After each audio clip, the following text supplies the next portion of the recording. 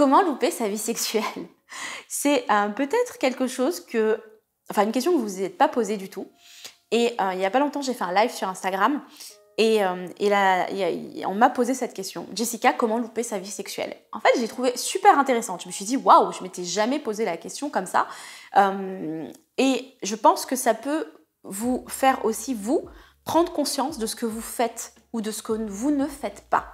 Alors, la première chose que j'avais envie de vous dire, c'est quand on loupe sa vie sexuelle, et je peux vous dire que j'en ai beaucoup, des personnes qui sont dans mon programme, qui me disent, au bout de, qui ont 50 ans, 60 ans, 70 ans même, j'ai même un homme qui a 90 ans, et qui m'a dit, Jessica, j'ai l'impression que je suis passée à côté de ma vie sexuelle. J'ai l'impression en fait que je n'ai rien vécu sexuellement. J'ai l'impression que je me suis emmerdée toute ma vie sexuelle.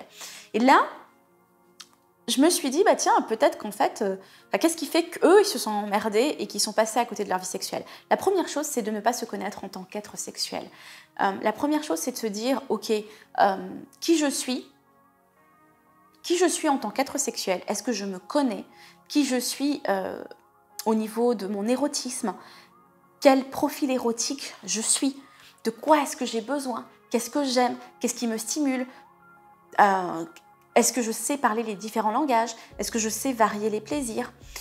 Parce que du coup, ça nous permet vraiment de nous comprendre, de nous connaître. Et puis surtout d'avoir une connaissance et une conscience qu'on peut tous être des êtres sexuels différents et qu'on se connaît soi-même et qu'on a une grille de lecture du partenaire qu'on a en face de nous.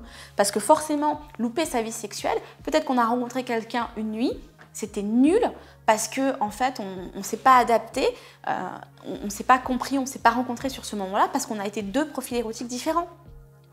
Peut-être aussi que vous êtes en couple actuellement et ça ne se passe pas du tout bien dans l'intimité et vous ne savez pas comment faire plaisir à l'autre. Vous vous sentez vraiment de plus en plus impuissant dans la relation.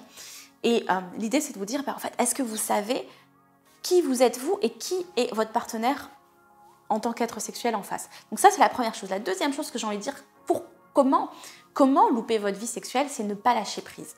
Ne pas lâcher prise, ça c'est quelque chose que je vois trop souvent chez les femmes qui sont beaucoup dans le mental, qui n'arrivent pas à être dans le corps. Chez les hommes qui n'arrêtent pas d'être dans la performance ou se prouver des choses ou qui ne ressentent pas les sensations corporelles, qui du coup ne durent pas assez longtemps au lit, qui se mettent la pression, qui n'arrivent pas à éjaculer.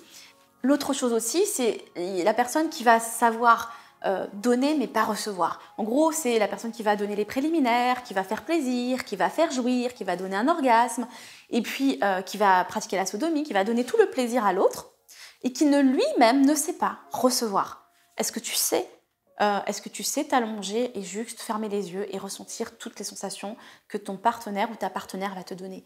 Est-ce que tu sais recevoir un massage? Est-ce que tu sais est-ce que tu te laisses découvrir les différentes parties de ton corps, tes parties érogènes?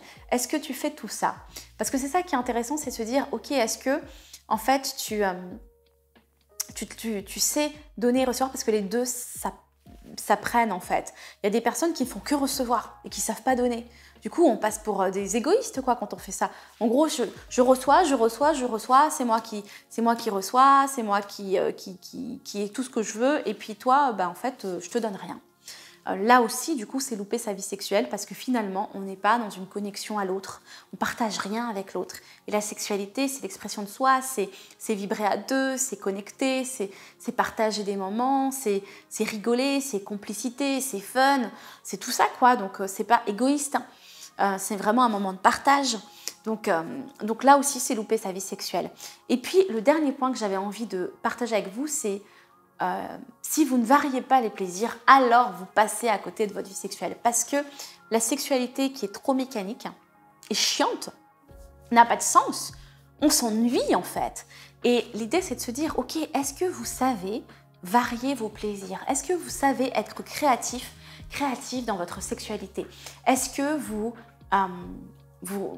arrivez à surprendre l'autre, à vous surprendre vous-même? Parce que ça, c'est important, qu'on soit seul ou à deux. Est-ce que vous masturbez, vous variez vos propres plaisirs à vous? Est-ce que vous lâchez prise dans votre propre masturbation, ou est-ce que c'est juste se vider, entre guillemets, ou assouvir une pulsion mécanique. Bref, tout ça, c'est ce que j'avais envie de partager avec vous. Voilà ce que c'est pour moi aussi louper sa vie sexuelle. Si vous faites ça, arrêtez de le faire, ou apprenez à faire les choses différemment.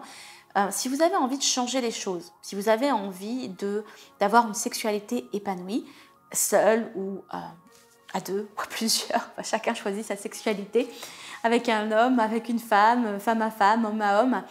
Bref, si vous avez envie de vous épanouir, cliquez juste en dessous de la vidéo. Je vous mets tous mes événements aussi qui sont gratuits. J'en fais régulièrement, donc inscrivez-vous. Et puis j'ai hâte de vous retrouver du coup en live et en direct et répondre à vos questions également pour qu'on crée une communauté de personnes sexuellement épanouies qui ont confiance en eux, qui s'épanouissent aussi dans leur vie amoureuse, qui vibrent et qui rayonnent. À très vite.